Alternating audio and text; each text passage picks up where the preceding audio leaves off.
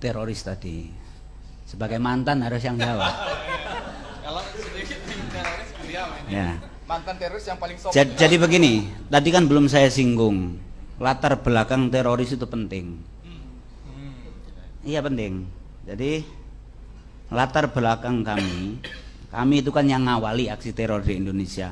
Kami ini adalah penerus Negara Islam Indonesia, NII, yang dulu diproklamirkan oleh Kartosuwiryo tahun 1949.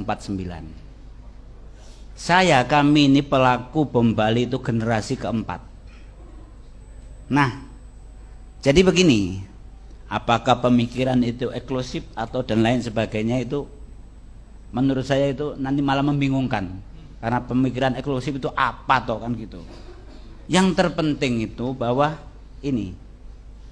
Nah, kemudian akhirnya meskipun tidak sebagai penerus daripada NII, akhirnya terbawa oleh kami. Perpecahan antara kelompok yang afiliasinya ke Al-Qaeda dengan ISIS itu kan baru saja ketika jihad Irak sama Suriah itu. Nah, adapun masalah ideologi sama sebetulnya. Ada dua prinsip yang dimiliki oleh teroris. Satu, negara Islam. Dua adalah melaksanakan jihad fi sabilillah. Itu saja. Jadi meskipun sekarang ini Indonesia NKRI ini makmur, semakmur-makmurnya lebih daripada Singapura, tetap saja akan ada teroris. Karena yang diinginkan itu bukan masalah makmurnya, tapi yang diinginkan negara Islam dan keinginan untuk bisa melaksanakan jihad fi sabilillah. Nah, warga NU nggak usah resah, karena sampai sekarang ini menurut saya dan yang saya ikuti nggak ada orang NU itu yang terlibat bersama kami, nggak ada. Itu apa toh perbedaannya? Perbedaannya begini. Saya ini madrasah ibtidaiyahnya di Gupi. Gupi itu adalah milik Golkar. Gabungan usaha istilahnya pembaruan pendidikan Islam. Tapi begitu saya kelas 5, akhirnya dijadikanlah Ma'arif. Jadi saya itu sekolah di Ma'arif kelas 6. Ya, Ma'arif. Tidak ada ajaran dari Gupi apalagi dari Ma'arif yang mengarah ke radikal. Ingat bahwa cerita saya itu, saya kelas 5 itu sudah kelas 5 SD Ibtidaiyah itu sudah menurunkan lambang negara Garuda itu. Dari mana ajarannya? Dari kakak saya Mukhlas yang dieksekusi itu, pimpinan bom Bali. Pada waktu itu Mukhlas sekolah di Pondok Pesantren Al Mukmin Ngruki Solo. Pondoknya Ustadz Abu Bakar Basir. Begitu Mukhlas liburan, saya ini masih kecil sudah diajari bahwa Pancasila ini tauhid. Pada waktu itu presidennya kan Soeharto tauhid. Polisi tauhid, tentara tauhid. Jadi apa label-label itu sudah saya dengarkan sejak kecil. Lah Bapak almarhum itu kan Cari Sekdes. Waktu itu namanya Cari, ya harus ada foto wakil presiden plus Pancasila. Saya turunkan itu karena diajari oleh Mukhlas. Itu kelas 5 SD, saya sudah radikal. Kan gitu. Nah, sekarang ini tugas kita kan sudah ngerti itu. Jadi bahwa di situ tidak jauh. Yang akhirnya ISIS pun dari sana. Itu. Jadi dari pendidikan yang sejak dini. Adapun nanti misalkan dalam perjalanan ada yang comot itu orang yang diantaranya sekarang Arnasan yang bom di mobil itu orang Malimping. Ini dia pernah jadi preman, pernah kasus curanmor, kemudian dia ingin tobat. Kalau tobat ini ketemu orang NU atau orang Muhammadiyah mesti dinasihati, kamu harus memperbaiki sholat kamu, kalau nanti punya duit umroh, kan begitu. Ini kalau normal, ketemu ustadznya nggak normal. Waduh, dosamu ini banyak. Nggak bisa dihilangkan kecuali kamu berada di medan jihad dan mati syahid, ya wis. kan gitu. Nah, jadi sekali lagi bahwa pendidikan yang akhirnya mengarah ke terorisme, kita membahas terorisme karena nanti sering saya katakan bahwa radikal itu ada dua, yang benar-benar radikal yaitu teroris, terus yang setengah radikal. Setengah radikal ini siapa toh? Setengah radikal ini katanya masih mau Pancasila, masih mau NKRI, tetapi menggerogoti Pancasila dan NKRI, mau juga duitnya pemerintah, mau juga duitnya negara.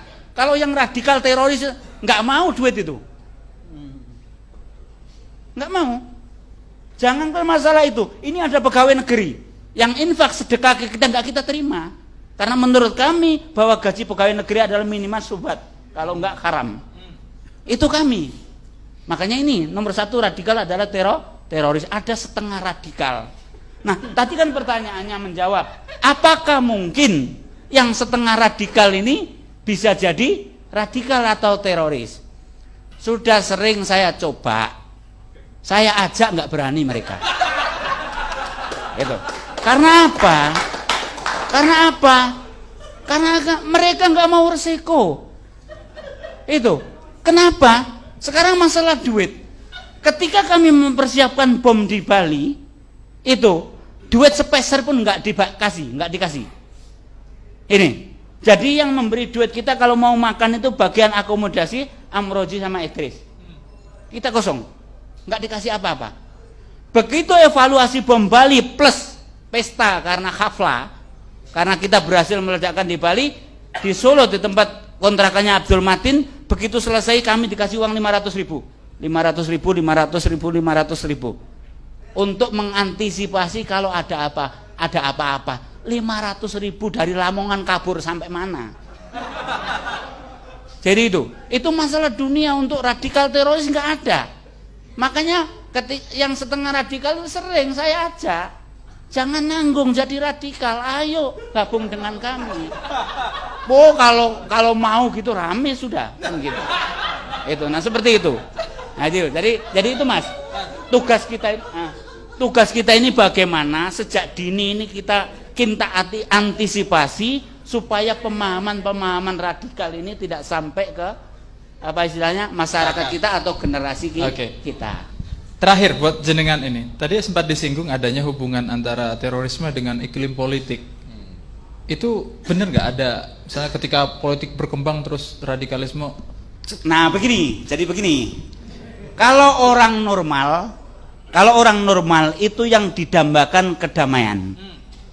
Tapi kalau teroris yang didambakan adalah kerusuhan. Karena dengan adanya kerusuhan itu kemungkinan akan adanya jabha atau front jihad atau medan perang. Oleh karena itu, saya kasih contoh. Ketika demo 212, mayoritas tokoh alumni Afghanistan itu sudah ada di Jakarta. Itu. Untuk apa? Untuk menunggu chaos. Jadi kalau sampai waktu itu para pendemo tidak sabar terus konslet sama polisi atau TNI, tepuk tangan ini teroris ini. Karena ada medan. Jadi itu yang dimanfaatkan oleh mereka. Jadi untuk supaya ada ini chaos. Iya. Kalau untuk terjun ke politik nggak ada, sampai sekarang teroris nggak ada yang terjun ke dunia politik. Tapi ngompor-ngompori supaya nanti terbentuk bukan negara Islam dulu tapi chaos. Nah, ini juga harus kita sabar. Oleh karena itu begitu saya ditangkap pertama kali, saya sudah sampaikan ke Mabes Polri waktu itu yang nangkap saya, jangan sampai terjadi peristiwa Ambon sama Poso. Ini yang harus kita antisipasi.